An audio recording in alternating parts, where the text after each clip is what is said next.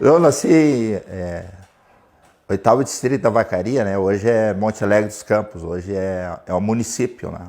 Aí eu fiquei lá um pouco, daí vim morar em Vacaria mesmo, né? Também em Vacaria trabalhei numa granja, né? E era como se eu fosse um peão de estância, como se diz, né? Em 78 eu vim embora para Caxias, morei no Burgo, né? E trabalhei na Madesat. Em 80 eu fui para Fras-le. E na Fras-le foi então que a gente começou a nossa luta sindical, porque lá na Fras-le foi onde eu participei de uma greve, né? Aí 85 por aí, né?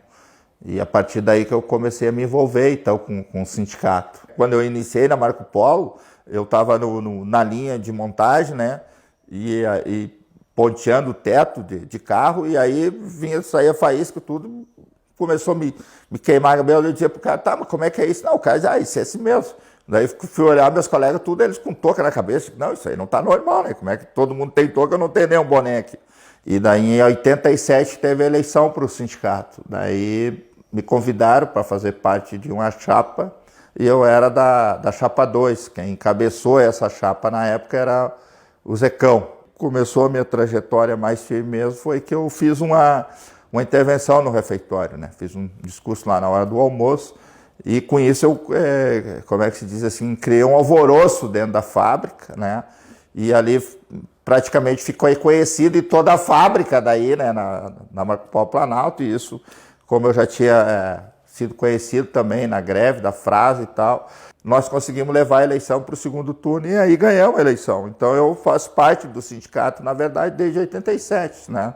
E venho construindo, então, o nosso trabalho ao longo desse tempo todo, né?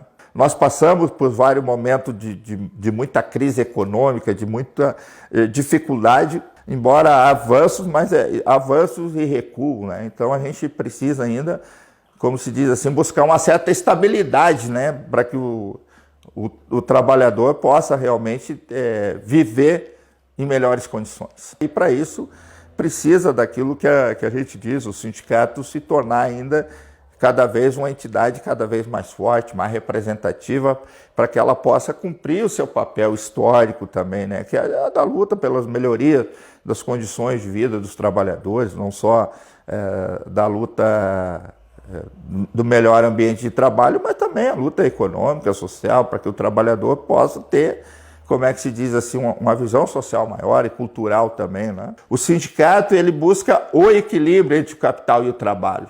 Nós somos dirigentes sindicais, a gente tem que se apropriar de tudo, da política social e econômica, né? Nós temos que entender de economia, disso e daquilo, e às vezes esta formação, pela dificuldade que o trabalhador tem, é mais difícil, mas o trabalhador ele sempre tem que se colocar a essa altura. E para isso não basta tu chegar hoje, por exemplo, chegar na frente de um empresário e reivindicar. É preciso tu colocar aquela tua reivindicação e argumentar por que tu está reivindicando aquilo ali. Nós tivemos a conquista de uma luta do sindicato, que foi a correção do fundo de garantia, que nós ganhamos o plano Collor, né, que isso foi uma ação do Sindicato dos Metalúrgicos e isso valeu para os trabalhadores do Brasil inteiro. Isso saiu aqui do sindicato, né? Uma ação também, ainda lá na década de 80, de uma insalubridade para os companheiros da Marco Polo. Então, são várias ações, né? O DICID de 2003 também, então, que a gente ganhou 21%, né? Da questão da própria mulher, do auxílio creche, que hoje nós já garantimos o auxílio creche, né, para até 5 anos, né?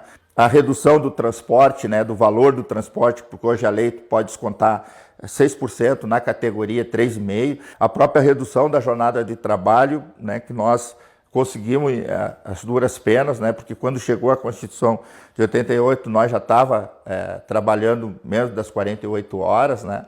Então isso tudo foram lutas assim da categoria, né, lutas importantes, né, que marcaram também assim a luta dos trabalhadores, a disposição dos trabalhadores, né?